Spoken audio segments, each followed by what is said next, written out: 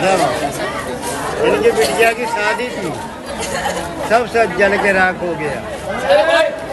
इनकी बिटिया की शादी थी।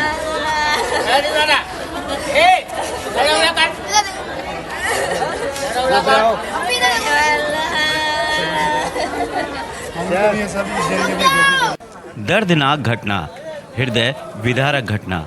आग की ये घटना जनपद प्रयागराज के करेली थाना अंतर्गत करेली की है। हम आपको बता दें कि बेटी की शादी थी 2 महीने बाद, और देखिए किस तरीके से आग के आगोश में वह सभी सामान और पैसे जोड़े शादी के सभी सामान जो बटोरे थे इस गरीब महिला ने, जो कि काम करती है,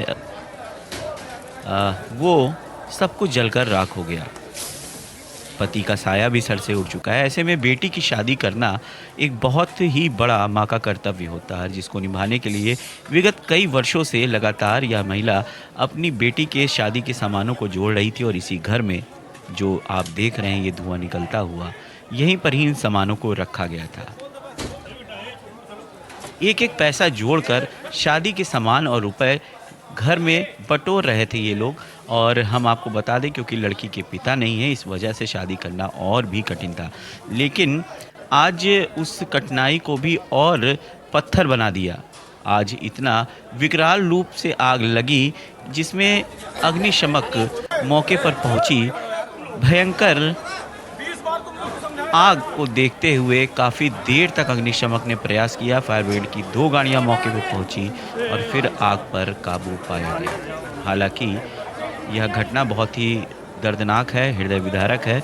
और ऐसे में यह भी देखना बहुत ज़रूरी है, प्रयागराज से शहीद अन्य सामाजिक संगठन हैं वो किस तरीके से आगे आते हैं और इस बेटी की शादी को करवाते हैं, क्योंकि 2 महीना बाकी रह गया है इस बेटी को और आप सभी की मदद ज़रूर चाहिए होगी। मैं राजुल शर्मा आप सभी लोगों से निवेदन करता हूं कि आज जाति, धर्म और संप्रदाय को छोड़ते हुए आगे बढ़ें और इस गरीब परिवार की मदद करें। एक एक पैसा जोड़कर जिस तरीके से इस महिला ने मेहनत की थी अपनी बेटी की शादी कराने की, और आज वो सभी सपने इस आग में जलकर खाक हो गए। लेकिन जिम्मेदारी अब हमारी बनती है। तो आइए मिलते हैं और एकजुट होते हैं और मेहनत करते हैं कि किस तरीके से इस बेटी की शादी को संपन्न कराया जाए। खबर प्रयागराज के लिए राजुल शर्मा, प्रयागराज से। 1 घंटे पहले खबर मिली थी, किसी ने मुझे फ़ोन किया था कि आपके जो है झोपड़ी में आग लग गई घर में। तो मैं आया दौड़ के, तो देखा पूरी आग लगी हुई है और बहुत तेज़ आग लगी हुई थी। उसके बाद जो है दमकल आई कुछ देर बाद, वहाँ से जो है दमकल के आग बुझाने में लगी हुई है। मेरी बहन भांजी की शादी थी 2 महीने बाद, सारा सामान रखा हुआ था दहेज का। काफ़ी सालों से मेहनत करके 4 घर में काम करके जो है इकट्ठा किया पैसा, और सारा पैसा 2-2.5 लाख रुपए करीब आग लग गई, उसमें जल गया।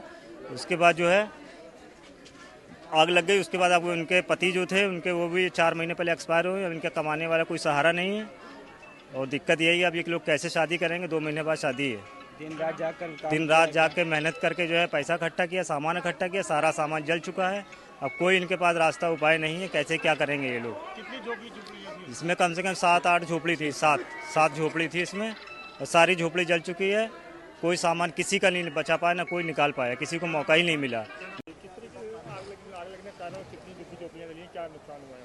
ये आग लगने का कारण तो अभी स्पष्ट नहीं है। ये तो हम पहले काम अपना कर रहे हैं, काम करने के बुझाने के बाद इसका हम जानकारी करेंगे। क्योंकि मुझे सूचना जो मिली थी वो मिली थी करेला बाग में झोपड़झट्टी में आग लगी है, तो मैंने तत्काल वहाँ से 2 फायर टैंकर लेकर रवाना हुआ। यहाँ की विकरालता को देखते हुए मैं तत्काल 1 यूनिट को और बुलाया और तीनों की मदद से आग को पूर्ण रूप से कंट्रोल कर लिया गया है। अब थोड़ा बोलस है जो उसको केवल जो है आग को शांत करने या ठंडा करने का कार्य किया जा रहा। इसमें करीब हमारी समझ से जिस हिसाब से गृहस्थी का सामान है तो 5-6 परिवार रहते थे और इसी में ये कबाड़ का भी काम करते थे।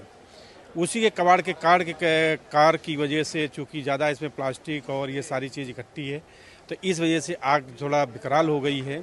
लेकिन फायर सर्विस की तत्परता की वजह से अड़ोस पड़ोस में जितने भी मकान हैं उनको क्षतिग्रस्त होने से बचा लिया गया है। पूरा सामान जल के साफ हो गया? हाँ, पूरा नहीं, सामान पूरा नहीं, कुछ बचाया भी गया है उसमें और आग को पूर्ण रूप से बुझा लिया गया। इसमें किसी प्रकार की कोई जनहानि नहीं है। मैं RK Chaurasia, fire officer, civil line, Prayagraj.